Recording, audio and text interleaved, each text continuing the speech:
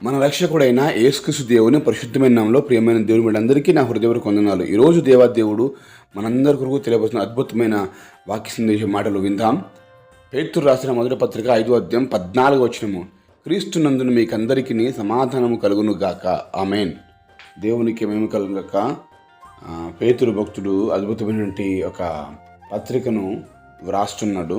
అందులో చివరి అధ్యాయంలో చివరి వచనాల్లో మనకు చెప్తున్నాడు, క్రీస్తు నందున్న మీకందరికీ సమాధానం కలుగును గాక అనే విషయాన్ని, వాగ్దానాన్ని రిలీజ్ చేస్తున్నాడు.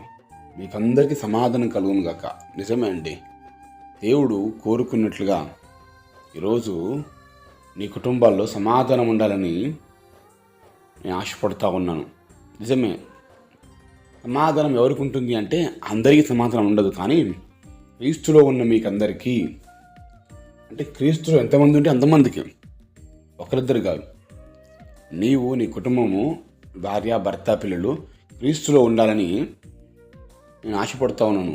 క్రీస్తులో కనుక నీవు ఉండగలిగినట్లయితే ఖచ్చితంగా నీ కుటుంబం ఏమవుతుందంటే సమాధానం ఉంటుంది. క్రీస్తులో ఉండటం అంటే క్రీస్తుని వెంబడించడం, క్రీస్తుతో పాటు నడవడం, ఆయన సన్నిధిలో నిలవడం, ప్రార్థనలో గడపడం, దేవుని వాక్యంలో ధ్యానం చేస్తూ ఎల్లప్పుడూ ఉండటం, వాక్యానుసారంగా నడుచుకోవడం. అప్పుడు నీకు సమాధానం కలుగుతుంది. ఈరోజులో నీ ప్రశ్నకు సమాధానం దొరకట్లేదు, అదేవిధంగా నీ కుటుంబంలో కూడా నీకు సమాధానం లేదు. ఈ రెండు ప్రశ్నలకు సమాధానమే, జవాబే క్రీస్తులో ఉంటే నీకు అన్ని రకాల సమాధానాలు కలుగుతాయి. దేవునికి మేము కలుగును గాక. ప్రియాతమైన దేవుని కుమారుడు, కుమార్తె, నువ్వు ఎక్కడి నుంచి ఈ యొక్క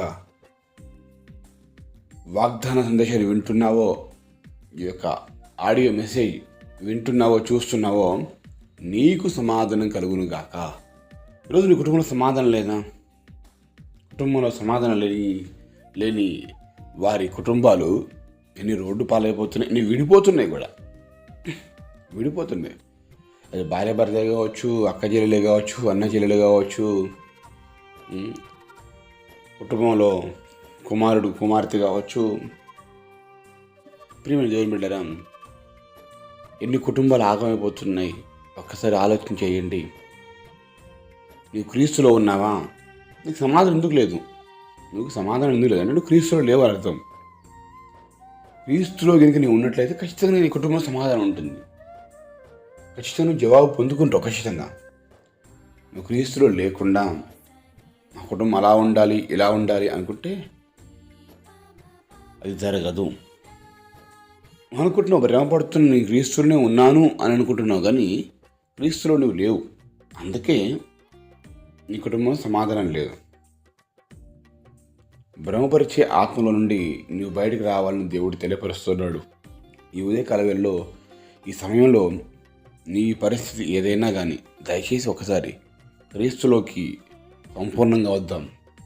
క్రీస్తును సంపూర్ణంగా ఎరుగుదాం. సంపూర్ణంగా దేవునిపై ఆధారపడదాం. సంపూర్ణంగా దేవుని మీద విశ్వాసం ఉంచుదాం. అప్పుడు నీ కుటుంబము సమాధానం నింపబడుతుంది. ఏ విషయాన్ని బట్టి నీ కుటుంబం సమాధానం లేదో, కానీ క్రీస్తులో నీ కుటుంబం కట్టబడుతున్నప్పుడు, కుటుంబంగా మీరు దేవుని సన్నిధికి వస్తున్నప్పుడు, కుటుంబంగా మీరు దేవుని సన్నిధిలో ఇంట్లోనైనా మందిరంలోనైనా కలిసి ప్రార్థన చేస్తున్నప్పుడు, అప్పుడే సమాధాన బంధం అనే వాతావరణం చేసి నింపబడతా ఉంటారు. ఈ సమాధానం కూడా ఎలా కలుగుతుందంటే దేవుడు తీసుకుని వస్తాడు, మానవులు ఎవరు తీసుకురాలి. నువ్వు వెళ్ళి ఒక వ్యక్తి దగ్గరికి వెళ్ళి సమాధాన పడదాం ప్రయత్నం చేస్తే అది కలగదు. కానీ దేవుని సన్నిధిలో ప్రార్థించు, నీవు క్రీస్తులో ఉండు, క్రీస్తు ప్రకారం నడువు, తప్పకుండా నీ కుటుంబం సమాధానం ఇవ్వబడుతూ ఉంటుంది. చాలామందికి ఎన్ని లక్షల రూపాయల డబ్బులు, కోట్ల రూపాయల డబ్బులు ఉన్నప్పటికీ కూడా కుటుంబంలో సమాధానం, సంతోషం లేని వారు ఎంతోమంది ఉంటారు. నిజమే అండి. మనకి ఎంత ఉండి లాభం? సమాధానం పూరి గుడిచులో ఉండి సమాధానంగా సంతోషంగా గడపడం మేలు.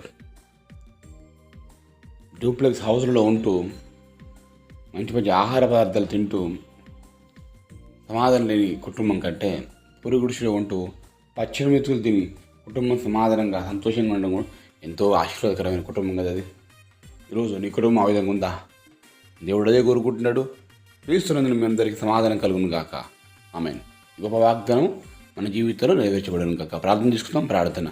మహాగరుడ పరిశుద్ధుల ప్రేమ గల తండ్రి, వందనాలు. మేము క్రీస్తులో ఉన్నట్లయితే మా కుటుంబంలో మాకందరికీ సమాధానం కలుగుతుందని నువ్వు తెలియపరుచున్నావు.